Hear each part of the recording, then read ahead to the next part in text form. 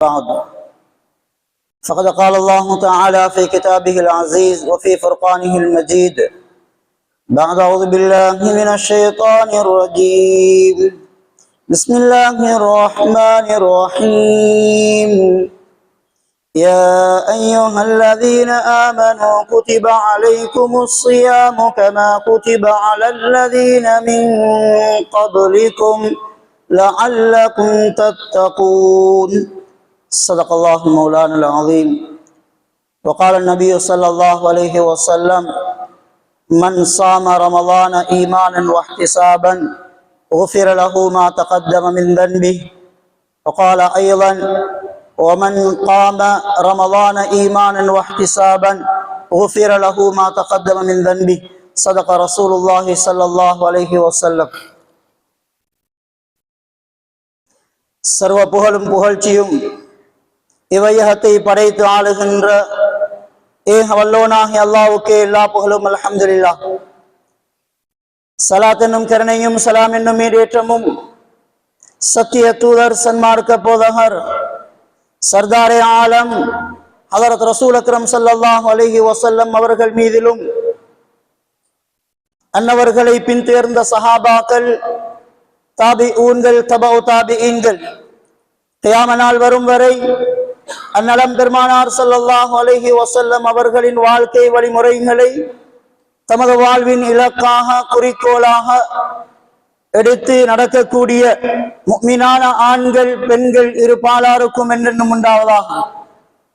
அன்புக்குரிய அல்லாஹ்வின் நல்லடியார்களே, இஸ்லாமிய சகோதரர்களே, ஈர்லோக வாழ்க்கையின் வெற்றிக்காக எவைகளை எமது வாழ்விலே எடுத்து நடக்குமாறு அல்லாஹ் கட்டளை பிறப்பித்திருக்கின்றானோ அவைகளை எமது வாழ்விலே இயன்றளவு எடுத்து நடக்குமாறும் எவைகளை கூடாது ஹராம் என்று அல்லாஹ் நமக்கு தடை விதித்திருக்கின்றானோ அவற்றிலிருந்து முழுமையாக தவிர்ந்து வாழுமாறும் ஆரம்பமாக எனக்கும் அடுத்தாண்மையாக உங்களுக்கும் தக்வாவை கொண்டு வசியத் என்னும் நற்கட்டளை பிறப்பிக்கின்றேன்.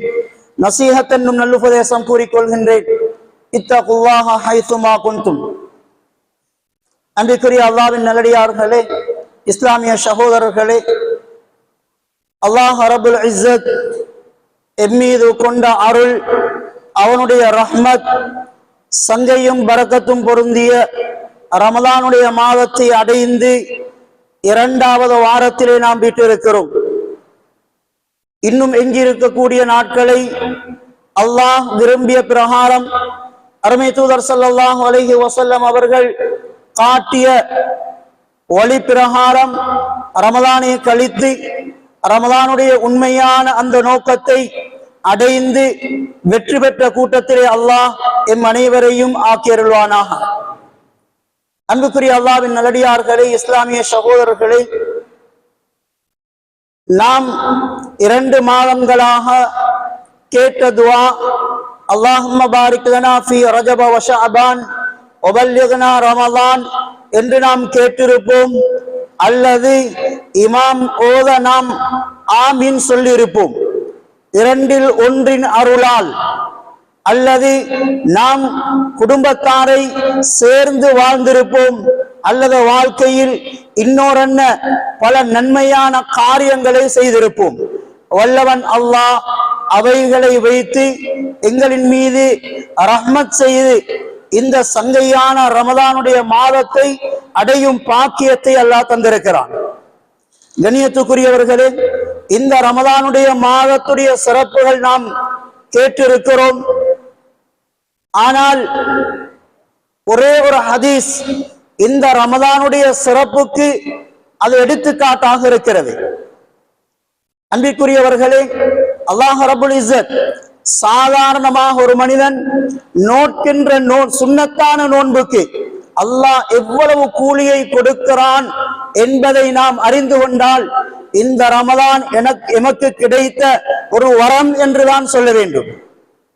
அல்லாஹ் ரப்புல் இஸ்ஸத் இந்த ரமலானுக்காக தயார்படுத்தியிருக்கக்கூடிய அத்தனை தயாரிப்புகளையும் நாம் பார்க்கும் பொழுது உண்மையில் இந்த ரமலானை அடைந்து அவன் வாழ்க்கையில் தனக்குரிய மறுபிறப்பை, வாழ்க்கையில் மறுபிறப்பு என்பது கிடையாது, மனிதன் பிறந்தால் அடுத்தது மரணம். ஆனால் இந்த ரமதானுடைய மாதம் ஒரு புதிய ஒரு வாழ்க்கையை தயார் செய்வதற்குண்டான ஒரு காலமாக பயன்படுத்தி இந்த ரமதானுக்கு பின்னால் தன்னை ஒரு புதிய வாழ்க்கைக்கு உள்ளாக்காதவன் நிச்சயமாக அவன் மனிதனாக இருக்க முடியாது. ஏனெனில் இதே மிம்பர் மேடை சாட்சி ஹஜ்ரத் ஜிப்ரீல் அலைஹிஸ்ஸலாம் அவர்களுடைய பதுவாவும் நபி அவர்களுடைய ஆமீனையும் பல தடவை இந்த மிம்பர் மேடை உங்களுக்கு சொல்லி இருக்கும். நபி ஸல்லல்லாஹு அலைஹி வஸல்லம் அவர்கள் மிம்பர் மேடையிலே படியிலே கால் எடுத்து வைக்கும் பொழுது ஜிப்ரீல் அலைஹிஸ்ஸலாத்து வஸ்ஸலாம் அவர்கள் சொன்ன ஒரு பதுவா, பஅதமன் அதரக ரமலான வலம் யுக்ஃபர் லஹ், ரமலானுடைய மாதத்தை அடைந்தும் ஒரு மனிதன் தன்னை முழுமையாக சுத்தப்படுத்திக் கொள்ளாமல், தன்னை முழுமையான பாவத்திலிருந்து பரிசுத்தப்படுத்திக் கொண்டு மறு வாழ்க்கைக்கு தன்னை தயார்படுத்தாதவன் அவன் நாசம் அடையட்டும் என்றார்கள் ஜிப்ரீல் அலைஹிஸ்ஸலாத்து வஸ்ஸலாம் அவர்கள். அருமை தூதர் ஸல்லல்லாஹு அலைஹி வஸல்லம் அவர்கள் ஆமீன் என்று சொன்னார்கள். கண்ணியத்துக்குரியவர்களே, மதீனா நகரம் கண்ணியமான நகரம், மிம்பர் மேடை, ஹஜ்ரத் ஜிப்ரீல் அலைஹிஸ்ஸலாத்து வஸ்ஸலாம் நபி அவர்களுடைய ஆமீன் ஏன் இந்த அளவுக்கு காரசாரமாக இருக்க வேண்டும்? நபி அவர்களின் மீது ஸலவாத் சொல்லாதவன் நாசம் அடையட்டும் என்று ஜிப்ரீல் அலைஹிஸ்ஸலாம் சொல்ல நபி அவர்கள் ஆமீன் சொல்வதற்கு பின்வாங்கினார்கள். ஆமீன் சொல்வதற்கு பின்வாங்கினார்கள். ஜிப்ரீல் அலைஹிஸ்ஸலாம் சொன்னார்கள், சொல்லுங்கள் யா ரசூலல்லாஹ். இல்ல, திரும்ப சொன்னார்கள், சொல்லுங்கள் ஆமீன் என்று. சொல்வதற்கு இது கட்டாயம் இடம் என்றார்கள். நபி அவர்கள் ஆமீன் சொன்னார்கள். ஆனால் ரமதானுடைய மாதத்தை அடைந்தும் அவன் தன்னை சீர்படுத்திக் கொள்ளவில்லை என்றிருந்தால் அவன் நாசம் அடையட்டும் என்று ஜிப்ரீல் அலைஹிஸ்ஸலாம் சொல்ல நபி அவர்கள் யோசிக்கவில்லை, ஆமீன் என்றார்கள். கண்ணியத்துக்குரியவர்களே, அவ்வளவு அல்லாஹ் ஏற்பாடையும் செய்து நீங்கள் என்னதான் பாவம் செய்தாலும், பாவத்திலே மூழ்கி இருந்தாலும், பிறந்தது முதல் இதுவரைக்கும் எல்லா பாவத்தையும் நீங்கள் செய்யாத ஒரு பாவம் உலகத்திலே கிடையாது. அத்தனை பாவங்களையும் செய்திருக்கும் ஒரு மனிதன் கூட இந்த ரமதானுடைய மாதத்தை கண்ணியப்படுத்தி அல்லாஹ்விடத்தில் தௌபா செய்யும் பொழுது அல்லாஹ் மன்னிப்பதற்காக காத்து கொண்டிருக்கிறான்.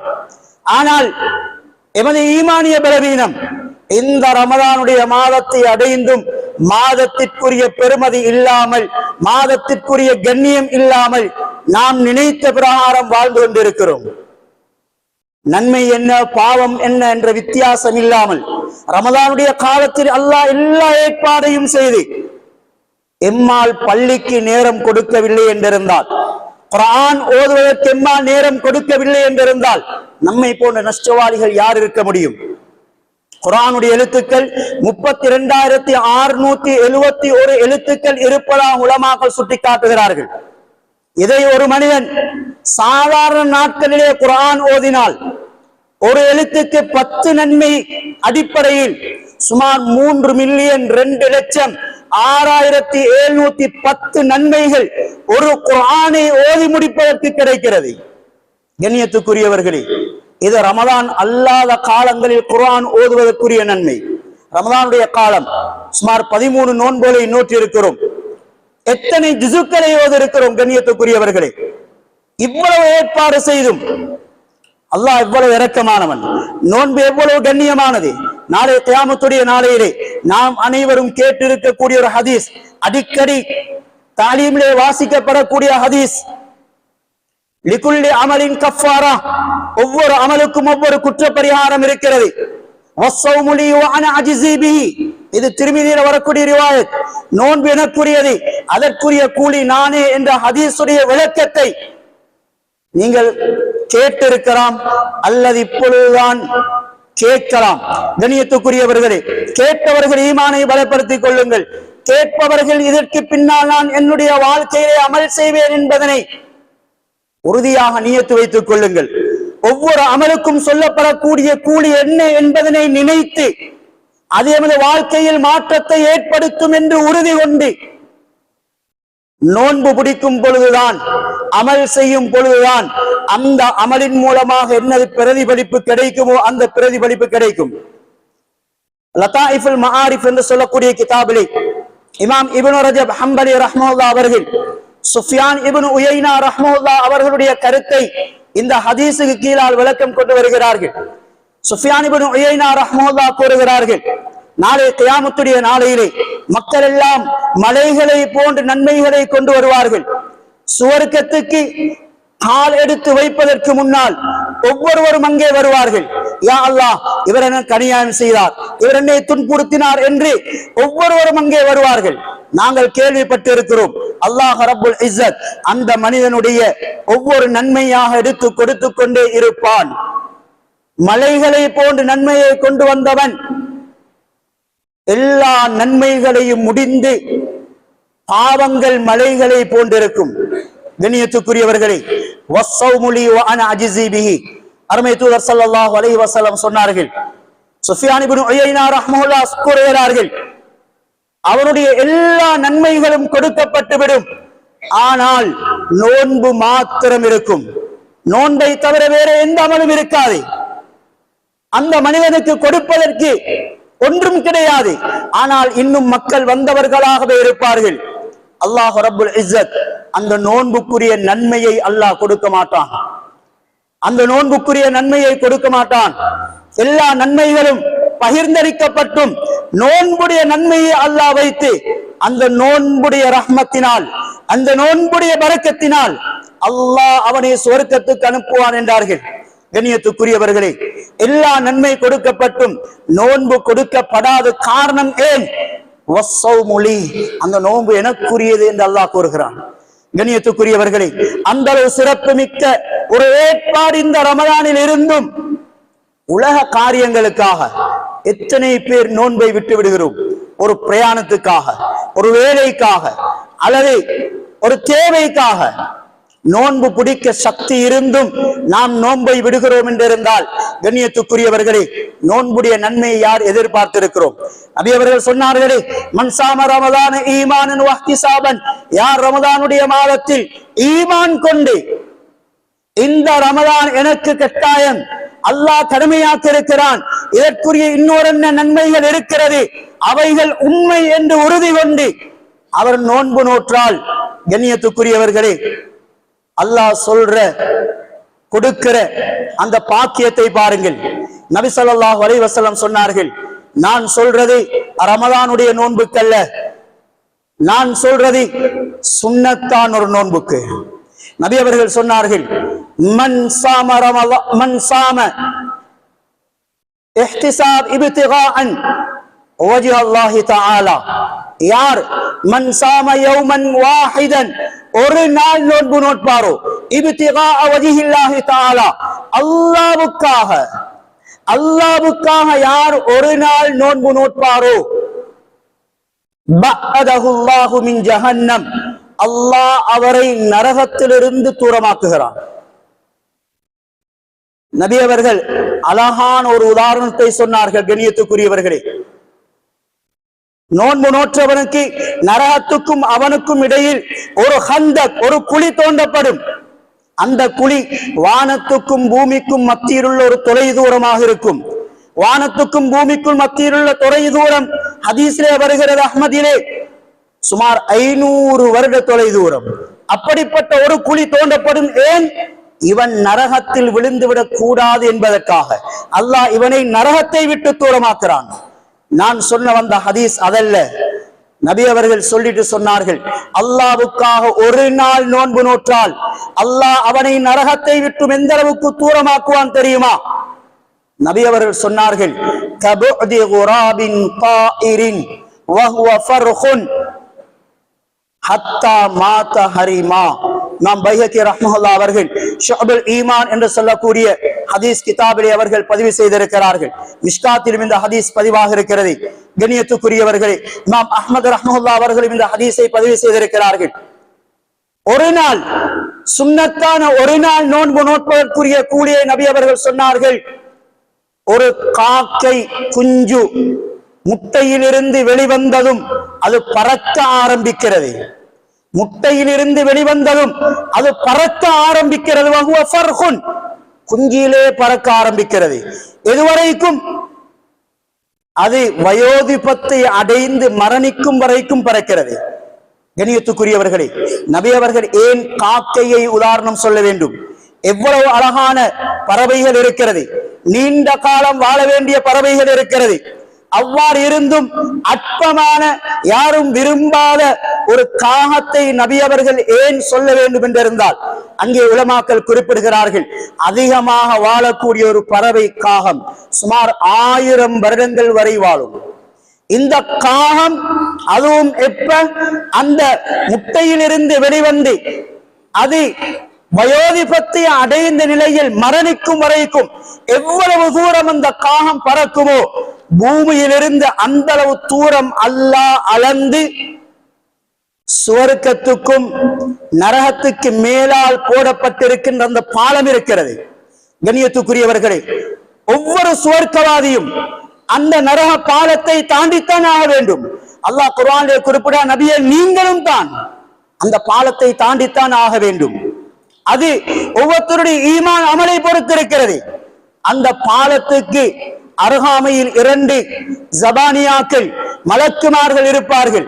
அவர்கள் கார்பு போன்ற, அதாவது தோசிய குத்தி எடுப்போமே, இது போன்றது கார்பு போன்றவைகளால் ஒரு இரும்பால் அந்த பாலத்திலே தாண்டக்கூடியவர்களை குத்தி குத்தி இழுத்து நரகத்திலே வீசுவார்கள். கண்ணியத்துக்குரியவர்களே, ஆனால் சுன்னத்தான ஒரு நோன்பை அல்லாஹ்வுக்காக நோற்றால் இந்த காகம் முட்டையிலிருந்து குஞ்சி வந்து மரணிக்கும் வரைக்கும் பறக்கக்கூடிய தூரம் அல்லாஹ் நரகத்துக்கு மேலால் இவனுக்கு போடப்பட்ட பாலத்தை அல்லாஹ் உயர்த்துவான் என்றார்கள் அருமை தூதர் ஸல்லல்லாஹு அலைஹி வஸல்லம் அவர்கள். இவனுடைய பாலம் அந்த அளவு தொலை தூரத்தில் இருக்கும். இவன் கண் சிமிட்டும் அளவு அந்த பாலத்தை தாண்டி சுவர்க்கத்துக்கு சென்று விடுவான் என்றார்கள். இது ஒரு சுன்னத்தான நோன்புக்குரிய கூலி. கண்ணியத்துக்குரியவர்களே, அவர் ரமலானுடைய நோன்பு எவ்வளவு பால்படுத்துகிறோம். ரமலானுடைய கண்ணியம், ரமலானுடைய மகிமை எமது உள்ளத்தில் இருக்கிறதா? ரமலானுக்கு முக்கியத்துவம் கொடுக்கிறோமா? ரமலானுடைய அமலுக்கு முக்கியத்துவம் கொடுக்கிறோமா? ஏன் கொடுப்பது கிடையாது? வாழ்க்கையில் எத்தனை ரமலான்களை அடைந்திருப்போம்? 35, 40, 50 ரமலான்களை அடைந்திருப்போம். அல்லாஹ் சொன்ன அந்த இறையச்சம் எமது வாழ்க்கையிலே இருக்கிறதா? ரமலானுடைய காலத்திலும் பாவத்திலே தத்தளித்துக் கொண்டிருக்கிறோமே. ரமலானுடைய காலத்திலும் தொழுகைக்குரிய நேரம் இருந்தும் விளையாட்டுகளிலே ஈடுபட்டுக் கொண்டிருக்கிறோமே. ரமலானுக்கென்று ஒரு மரியாதை கிடையாது. ரமலானுக்கென்று ஒரு மகிமை கிடையாது. ரமலானிலாவது பெற்ற தாயுடன் பேசுவோமே, ரமலானிலாவது குடும்பத்துடன் சேர்ந்து வாழுவோமே, ரமலானிலாவது நாம் அடுத்தவர்களை ஒன்றிணைத்து நடப்போமே என்று பார்த்தால், இஸ்லாம் விதிவிலக்கு வைத்திருந்தாலும் கண்ணியத்துக்குரியவர்களை, பெற்ற தாயை ஒதுக்குபவர்கள், குடும்பத்தை ஒதுக்கியவர்கள், தராபி தொழுதென்ன, சஹர் செய்தென்ன, 30 நோம்பல்ல எத்தனை நோம்பு பிடிச்சென்ன, எத்தனை குர்ஆன் தமாம் செய்தென்ன. கண்ணியத்துக்குரியவர்களே, கம்மின் ஸாயிமின் லைஸ லஹு மின் ஸியாமிஹி இல்லா ல்லமா, எத்தனையோ நோன்பாளிகள் பசித்திருப்பதும் தாகித்திருப்பதையும் தவிர நோன்பு கிடையாது. அவங்களுக்கு பிரயோசனம் பசித்திருந்தாரு, தாகித்திருந்தார், ஒரு நன்மையும் கிடைக்காது என்றார்கள் அருமை தூதர் ஸல்லல்லாஹு அலைஹி வஸல்லம் அவர்கள். விழித்திருக்கிறார்கள், விழித்திருப்பதில் என்ன பிரயோசனம்? தொழுகை நடந்து கொண்டிருக்கிறது, அதை பற்றி அக்கறை கிடையாது, மனதிலே எண்ணம் கிடையாது. வீட்டில் சரி, வீட்டில் தொழுவது அதுவும் கிடையாது. மனைவியுடன் சேர்ந்து தொழுவோம், பெண்களுக்கு வீட்டில் தொழுவது நன்மை, அவர்களுக்காக இமாம் ஜமாத் செய்வோம், அப்படியும் கிடையாது. 13 ரமலான் அடைந்தும் தராவி எத்தனை ரக்காத் தொழுதுன்னு கேட்டு அதுவும் கிடையாது. இப்படி இருக்கும் பொழுது ஈமானில் ரமலானில் மாற்றம் வருமா? கண்ணியத்துக்குரியவர்களே, அல்லாஹ் லஅல்லக்கும் தத்தகூன் என்ற வார்த்தையை அந்த ஆயத்திலே இறுதியாக சொல்கிறார். அந்த தக்வா வர வேண்டும் என்றிருந்தால் நோன்பு நோக்க வேண்டும். ஆனால் நோன்பு பயனளிக்க வேண்டும் என்றிருந்தால் யா அய்யுஹல்லதீன ஆமனு, முழுமையான ஈமான் இருக்க வேண்டும். வாழ்க்கையில் எவைகளை கண்கூடாக காணுகிறோமோ அதை விட மறைவானவைகளுக்கு நம்பிக்கை, ஈமான் பலமாக இருக்க வேண்டும். தக்வா பிரயோஜனம் அளிக்க வேண்டுமா? அல்லதீன யுமினூன பில் கைப், கைபியத்தான விடயங்களை கொண்டு ஈமான் கொள்ள வேண்டும். கண்ணியத்துக்குரியவர்களே, நாம் அனைவரும் கேள்விப்பட்டிருக்கின்ற ஒரு மன்னன் தான் ஹாரூன் ரஷீத். அவருடைய மனைவி ஜுபைதா பக்குவமான ஒரு பெண்மணி. எந்த அளவுக்கு பக்குவமான பெண்மணி தெரியுமா? அவங்களுக்கென்று 300 ஹாஃபிலாக்கள் அவங்களுடைய அரச தர்பாரிலே இருப்பார்கள். 300 ஹாஃபிலாக்கள் அவட அறையில இருப்பார்கள். அவங்க ஷிஃப்ட் போட்டு இருப்பார்கள். 8 மணித்தியாலத்துக்கு 100 ஹாஃபிலாக்கள், 24 மணித்தியாலத்துக்கு 300 ஹாஃபிலாக்கள். ஷிஃப்ட் மாறி மாறி குர்ஆன ஓதிக்கொண்டே இருக்க வேண்டும். ஏன்? நான் தூங்கும் பொழுதும் விழிக்கும் பொழுதும் எல்லா நேரத்திலையும் குர்ஆன் ஓதும் சத்தம் என்ற காதுக்கு கேட்க வேண்டும் என்பதற்காக 300 ஹாஃபிலாக்களை வைத்திருந்தார்கள். எவ்வளவு பக்குவமான பெண்மணி! ஒரு நாள் ஹாரூன் ரஷீத் அவர்களும் ஜுபைதா ரலியல்லாஹு அன்ஹா அவர்களும் கடலோரத்தால் நடந்து செல்கிறார்கள். அங்கே இமாமுல் ஆலம் அபு ஹனீஃபா ரஹ்மஹுல்லாஹ் அவர்களுடைய உஸ்தாத் புஹ்லூல் ரஹ்மஹுல்லாஹ் அவர்கள் சிறு பிள்ளையை போன்று கடற்கரையிலே ஈர மண்ணை எடுத்து மண் வீடு கட்டி அவர் விளையாடி கொண்டிருக்கிறார். பெரியோர் இமாம், மேதை, அல்லாஹ்வை அதிகம் பயப்படக்கூடியவர், அல்லாஹ்வுடைய இறைநேசர். அவர் துஆ கேட்டால் துஆ கபூலாகும், அவர் சொன்னால் அது பலிக்கும். இமாம் புஹ்லூல் ரஹ்மஹுல்லாஹ் அவர்கள் கடற்கரையிலே இருந்து கொண்டு மண்ணால் வீடு கட்டி விளையாடி கொண்டிருக்கிறார்கள். ஜுபைதா ரலியல்லாஹு அன்ஹா கேட்கிறார்கள், உஸ்தாதே, மண்ணால் வீடு கட்டி கொண்டிருக்கிறீர்களே. சொன்னார்கள், ஜுபைதாவே, இந்த வீட்டில் ஒரு வீட்டை நீ எடுத்தால், சம்பவத்தை சொல்ல வாரன், எமது ஈமான் எந்த அளவுக்கு இருக்கிறது என்பதை மீள் பரிசீலனை செய்து கொள்ளுங்கள். ஈமான் இல்லாத நோன்பது நோன்பில்ல, ஈமான் இல்லாத சதகா அது சதகா இல்ல, ஈமான் இல்லாத ஜகாத் அது ஜகாத் இல்ல. நாங்க நினைச்சு கொண்டிருக்கிறோம் உலகத்துல கொஞ்சம் பேர் இந்த தாவத்துடைய வேலையை செஞ்சு கொண்டிருக்கிறாங்க, அவங்களுக்கு நேரம் இல்ல, வேலை இல்ல, சும்மா தேவையில்லாத வேலை என்று. அதுதான் உண்மையான வேலை, அதுக்காகத்தான் அனுப்பப்பட்டிருக்கிறோம். அந்த ஈமான் ஒவ்வொருவருக்கும் வர வேண்டும். அதுதான் மறைவான ஈமான், அல்லாஹ்வை கொண்டு ஈமான் கொள்ள வைப்பது, மர்மைக்காக வாழ வைப்பது. இந்த உலகத்துடைய சோழிகளுக்காக வாழ்வது வாழ்க்கை அல்ல. அவ்வாறு வாழ்ந்தால் ரமலான் ரமலானாக இருக்காது. ரமலானை அடைந்தும் பாவம் செய்கிறோம் என்றிருந்தால் உள்ளத்திலே ஈமான் இருக்காது. ஈமான் இருக்கும் பொழுது ஒரு மனிதன் பாவம் செய்ய முடியாது என்றார்கள் அருமை தூதர் ஸல்லல்லாஹு அலைஹி வஸல்லம் அவர்கள். ரமலானுடைய மாதத்திலும் நாம் பாவம் செய்கிறோம், தவறு செய்கிறோம் என்றிருந்தால் ஈமான் எந்த அளவுக்கு இருக்கும்? சிந்திக்க வேண்டும். கண்ணியத்துக்குரியவர்களே, பெற்றோர்களே, வாலிபர்களே, உங்களுக்காக இதை விட்டு விடுகிறேன். இந்த உலக வாழ்க்கை சொற்பமானது. திருமணமா? திருமணத்துக்காக வாழ்கிறீர்களா? அந்த உடல் உறவு கொள்ளும் பொழுது ஏற்படக்கூடிய அந்த நொடி இன்பம் தான் திருமணத்துடைய இன்பம். ஆனால் அதற்கு பின்னால் ஒரு வாழ்க்கை இருக்கிறது. கை கொடுத்த, கை சேர்த்த மனைவியை, அதன் மூலம் கிடைத்த பிள்ளைகளை அந்த உயர்தரமான சுவர்க்கத்திலே கொண்டு போய் சேர்க்கவில்லை என்றிருந்தால் உங்களுக்கென்று நரகத்துக்கு மேலால் தனிப்பாலம் விடப்பட்டு விசாரிக்கப்படும் என்றார்கள் அருமை தூதர் ஸல்லல்லாஹு அலைஹி வஸல்லம் அவர்கள். ஈமானை பலப்படுத்துவதற்காகத்தான் ரமலான். தக்வாவுக்கு முன்னால் நோன்பு, நோன்புக்கு முன்னால் ஈமான். ஈமான் பலமாக இருக்கும் என்றிருந்தால் நோன்பு நிறைவேறும். நோன்பு நிறைவேறினால் தக்வா கிடைக்கும். வாழ்க்கை கண்ணியமானது. இந்த வாழ்க்கையை பாழ்படுத்துபவர்கள் நஷ்டவாளிகள். வல் அஸ்ர், இந்த சூராவை பற்றி படியுங்கள். இமாமுனா ஷாஃபி ரஹ்மத்துல்லாஹி சொன்னார்கள், லவ் ததப்பர الناس هذه السوره, இந்த உம்மத் இந்த சூரத்துல் அஸ்ர் வல் அஸ்ர் என்ற சூரத்தை மட்டும் படிப்பார்கள் என்றிருந்தால் லகஃபத்துஹும், அந்த சூரா அவர்களுக்கு போதும் என்றார்கள் இமாமுனா ஷாஃபி ரஹ்மத்துல்லாஹி அவர்கள். வாழ்க்கையில் வெற்றி பெற வேண்டுமா? ரமலானை பயனுள்ளதாக கழிக்க வேண்டுமா? நபி அவர்கள் சொன்னார்கள், மன் சாம ரமலான ஈமானன் என்றார்கள். ஈமானிலே பலம் இருக்க வேண்டும்.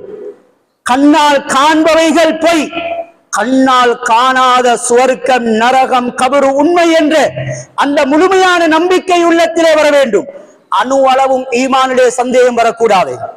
கண்ணியத்துக்குரியவர்களே, ஹஜ்ரத் ரசூல் அக்ரம் ஸல்லல்லாஹு அலைஹி வஸல்லம் அவர்கள் சம்பவத்தை சொல்கிறேன்.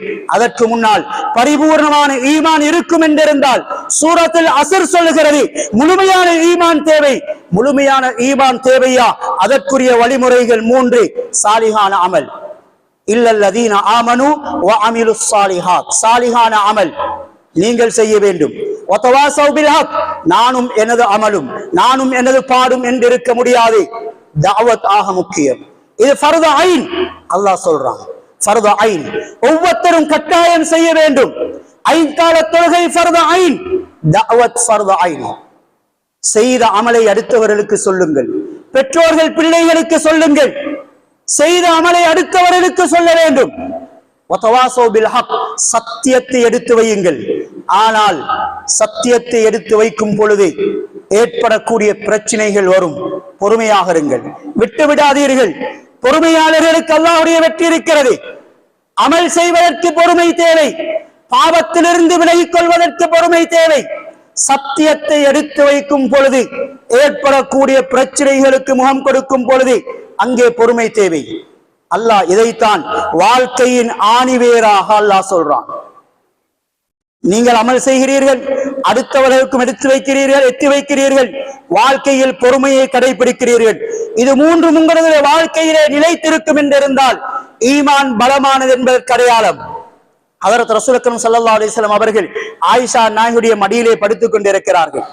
ஆயிஷா நாயகி கேட்கிறார்கள், யா ரசூலல்லாஹ், வானத்தில் எத்தனை நட்சத்திரங்கள் இருக்கின்றன? ஆயிஷாவை எண்ண முடியாது. உங்களுடைய தோழர்களில் யாராவது ஒருவர் எண்ண முடியாத அளவுக்கு, நட்சத்திரங்களை விட எண்ண முடியாத அளவுக்கு நன்மைகள் செய்திருக்கிறார்களா என்று கேட்டதும் அபூபக்கர் ஹஜ்ரத் ரசூல் அக்ரம் ஸல்லல்லாஹு அலைஹி வஸல்லம் அவர்கள் யோசிக்கவில்லை. ஆம் ஆயிஷா, உமர் இருக்கிறார், அவரை விட சிறந்த அமல் செய்தவர் யார் இருக்க முடியும்? ஆயிஷா ஆயிஷா நாய்க்கு மனசு கவலை, என் வாப்பட பேர் வரலையே, யாரும் அப்படித்தானே பாக்குற, ஏண்டு பேர் வரலையே. கண்ணியத்துக்குரியவர்களே, ஆயிஷா நாய் கவலை. யாரும் சொல்லா, என்ன வாப்பா அபூபக்கரை பத்தி நீங்க என்ன நினைக்கிறீங்க? படுத்திருந்த நபி அவர்கள் எழும்பி நின்றார்கள்.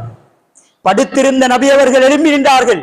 சொன்னார்கள், ஆயிஷா, உலகத்தில் இருக்கிற யாருக்கும் எனது தோழர் அபூபக்கரை ஒப்பிடாதீர்கள் என்றார்கள்.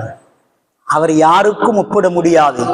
அதே போன்று ஹதீஜா, ஆயிஷா நாய் அடிக்கடி சொல்வார்கள், யார சொல்லலாம், எப்ப பார்த்தாலும் அந்த கிழவியை பத்தி கொண்டு தானே பேசுறீங்க. அவங்களும் நபியுடைய மனைவியே. ஆயிஷா நாயும் எவ்வளவு அழகான பெண்கள் எல்லாம் இருக்கிறாங்க. நல்ல அழகா பசுந்தா எப்படி பெண்கள் எல்லாம் இருக்கிறாங்க.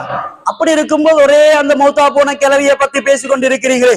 தட்டினார்கள், அதட்டினார்கள்.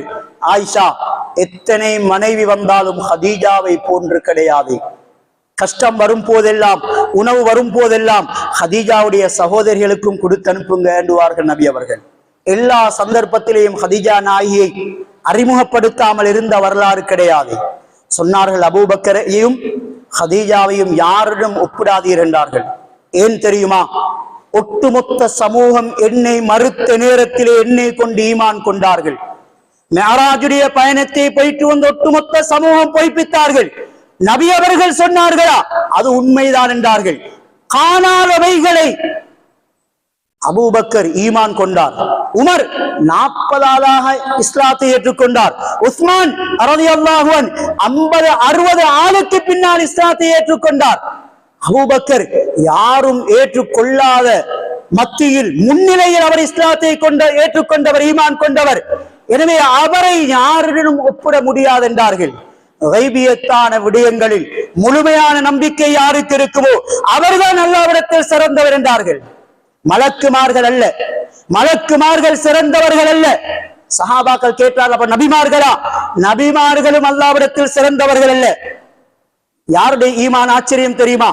சஹாபாக்கள் சொன்னார், 2 பேர் இல்லாட்டி என்னோட ஈமான் தானே. சொன்னார்கள், உங்களுடைய ஈமான் என்ன ஆச்சரியம்? மலக்குமார்கள் அல்லாஹ்வை பார்த்து கொண்டிருப்பவர்கள், மாற்றம் செய்ய முடியாது. நபிமார்கள் அல்லாஹ்வுடைய வஹியை பெறுபவர்கள், மாற்றம் செய்ய முடியாது. நீங்கள் என்னை கண்கூடாக காணுபவர்கள், வஹியை காணுபவர்கள், எவ்வாறு மாற்றம் செய்ய முடியும்? ஆனால் எனக்கு பின்னால் ஒரு சமூகம் வருவார்கள், என்னை கண்டது கிடையாது, வஹியை கேட்டது கிடையாது, ஒன்றுமே கிடையாது. சொன்ன ஒரே வார்த்தையை ஈமான் கொள்வார்கள், கைபியத்தான் ஈமான். அவர்களுடைய ஈமான் தான் ஆச்சரியமான ஈமான் என்றார்கள். கண்ணியத்துக்குரியவர்களே, அல்லாஹ் சொல்றான், வாழ்க்கை அல்ல, ரமலான் அல்ல, முழு வாழ்க்கையும் வெற்றி பெற வேண்டுமா? இல்லல்லதீன ஆமனு, ஈமான் முழுமையாக இருக்க வேண்டும். ஈமான் முழுமை இல்லை என்றிருந்தால் எத்தனை ரமலான் வந்தாலும் அது இறையச்சத்தை உண்டு பண்ணாது. இந்த முழுமையான ஈமான் எப்படி என்பதற்கு தான் சம்பவத்துக்கு வருகிறேன். ஜுபைதா ரலியல்லாஹு அன்ஹா சம்பவத்தை சொல்லிவிட்டு முடித்துக் கொள்கிறேன். ஜுபைதா ரலியல்லாஹு சொன்னார்கள், உஸ்தாதே, எனக்கு என்ன செய்து கொண்டிருக்கிறீர்கள்? சொன்னார்கள், ஜுபைதாவே, சுவர்க்கத்தில் மாளிகை வேண்டும் என்றிருந்தால் இந்த ஒரு வீட்டை நீ எடுக்க வேண்டும். மண்ணால் கெட்டிய வீடு. உஸ்தாதே எவ்வளவு? சுமார் 10 தீனார் 10 திர்ஹம் என்றார்கள். தூக்கி கொடுத்தார்கள். வீட்டை எடுத்தார்கள். ஹாரூன் ரஷீதுக்கு பைத்தியம் பிடித்து விட்டது. மன்னர் அரச சபையிலே இருப்பவர் இந்த மண்ணால் கெட்டிய வீடுக்கு 10 திர்ஹமா? என்ன சுபைதா இப்படி யோசிக்கிறலையா? சொன்னார்கள், சுபைதா ரலியல்லாஹு அன்ஹா, ஹாரூன் ரஷீத் மன்னர் அவர்களே, கணவரே, அன்பு கணவரே, என்னையும் எனது ஈமானையும் விட்டு விடுங்கள் என்றார்கள். அது ஏண்ட ஈமான், அது உங்களுக்கு செட் ஆகாது என்றார். அவரும் பக்குவமானவர். இந்த சுபைதா ரலியல்லாஹு அன்ஹா அஜ்ஜாயிகளுக்கு, மிருகங்களுக்கு தண்ணீர் இல்லை, மிருகங்கள் செத்து மடிகின்றன என்ற ஒரே காரணத்திற்காக ஈராக்கிலிருந்து அரஃபா மைதானம் வரும் வரைக்கும் தண்ணீரை ஏற்பாடு செய்தவர்கள். அதற்கான கனவையும் கனவிலே நன்மையையும் கண்டு கொண்டார்கள். இந்த சுபைதா ரலியல்லாஹு அன்ஹா வீட்டை எடுத்து அவர்கள் வீட்டுக்கு செல்கிறார்கள். ஹாரூன் ரஷீத் கனவு காண்கிறார். அழகான ஒரு மாளிகை, சுவர்க்கத்திலே ஒரு மாளிகை. அவர் ஆசைப்படுகிறார். அவர் அதற்குள்ளே அந்த மாளிகைக்குள் நுழைய முற்படுகிறார். அங்கே அவருக்கு சொல்லப்படுகிறது, ஹாரூன் ரஷீதே, இது உங்களுடைய மாளிகை அல்ல, பின் சென்று விடுங்கள். யாருடைய மாளிகை? தலையை தூக்கி பாருங்கள். அங்கே தலையை தூக்கி பார்த்தால் இது சுபைதாவுடைய மாளிகை என்று எழுதப்பட்டிருக்கிறது. சிரித்து விட்டு சொன்னார், ஆஹா, நான் என்றா என்ன, என் மனைவி என்றா என்ன, நானும் சுபைதா ஒன்றுதானே, எனக்காகத்தான் அவக்காக நான் எவ்வளவு செஞ்சிருக்கிறேன், நான் மாளிகைக்கு போறதில் தவறு கிடையாது. அங்கே சொல்லப்படுகிறது, அது உலகம், இது சுவர்க்கம். ஒவ்வொருத்தருக்கும் ஒவ்வொரு சுவர்க்கம் இருக்கிறது.